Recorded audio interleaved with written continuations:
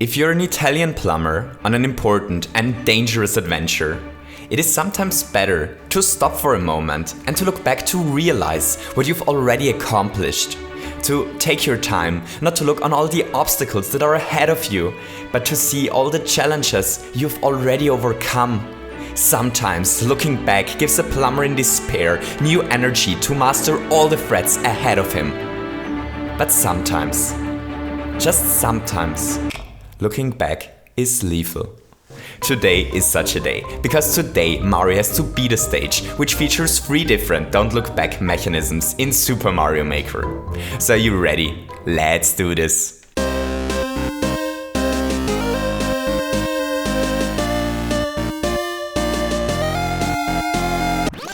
Okay, so first we're going to take a look at the stage, and afterwards we're going to take a look at how the different don't look back contraptions work. The first thing Mario has to do here is to enter this pipe in order to get to the first area. This area is meant as a small tutorial for the don't look back mechanic that waits behind this door. There's a question mark block hidden here, and Mario probably wants to bang his head against this block. Doing so triggers the first look left trigger and makes the sad smiley face drop down.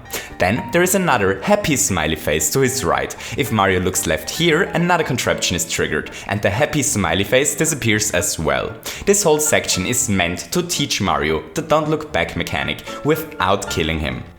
Behind this door is the first real challenge of the stage. A brave Goomba carries a huge bullet blaster towards Mario. Bowser designed this challenge to be a test if Mario really understood that he can't turn around in this level. The Goomba mindlessly walks towards Mario and threatens to crush him. Mario's first reflex is probably to turn around. But this is the actual danger here. All that our plumber has to do in order to survive this is to wait until this Goomba problem disappears on its own.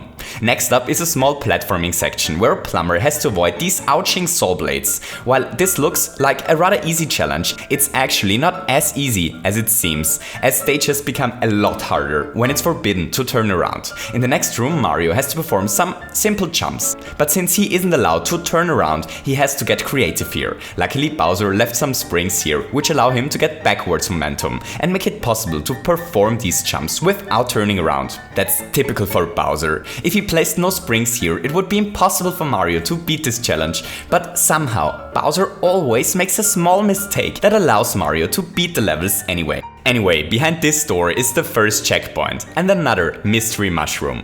Behind this pipe, the second don't look left challenge awaits. This one works different than the one before. Here Mario has to make his way through a collapsing cave. Looking back doesn't trigger this contraption immediately, like the one before. Here Mario is allowed to turn around and even to walk back a little bit, but only a little bit. So Mario has to make it through this collapsing area fast. But this is easier said than done, as there are dangerous saw blades which drop from the ceiling. Luckily for Mario, there is a checkpoint right before the next pipe. This pipe lives in the mouth of a dangerous stone dragon statue which breathes fire. But since Mario just made it through a collapsing cave, a fire-spitting statue isn't a real threat anymore.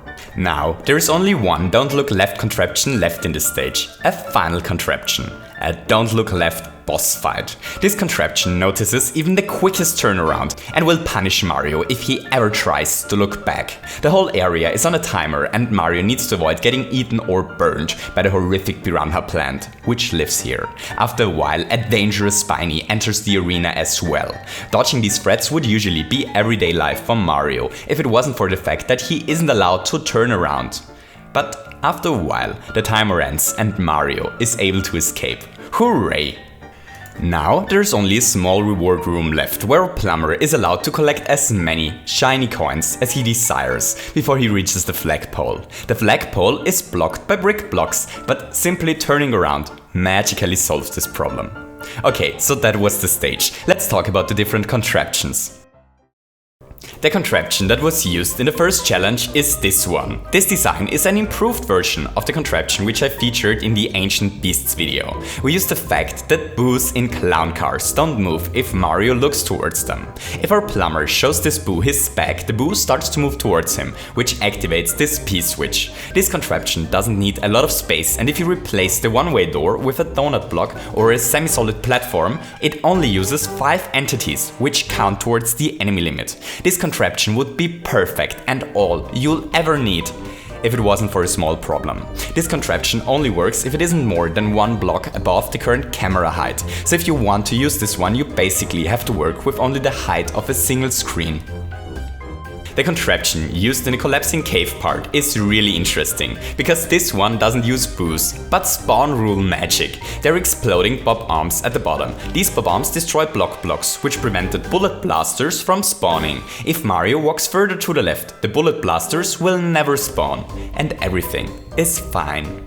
If Mario decides to walk back to the right, however, the bullet blaster is now able to spawn, since the spawn blocking block is gone, which triggers a P-switch. The P-switch is triggered because of this Koopa contraption at the top. The red Koopa isn't able to walk towards the P-switch if there is no bullet blaster, since red Koopas turn around when they find the ledge. If there is a bullet blaster, however, they walk on top of it and trigger the P-switch.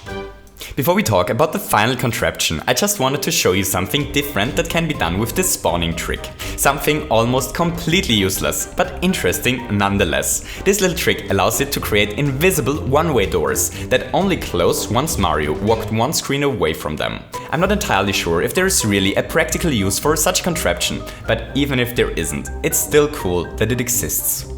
Okay, back to Orpheus contraptions. The last Don't Look Back mechanism is a slightly tweaked version of the one which Lickandoo TV showcased a while ago. You can find a link to his video in the description. This one uses a Boo who carries a muncher on top of his head. As long as Mario looks towards the Boo doesn't move, but as soon as Mario turns his back on him, he starts to fly into a plumber's direction. This explodes this bomb because of this muncher and triggers the lethal P-switch.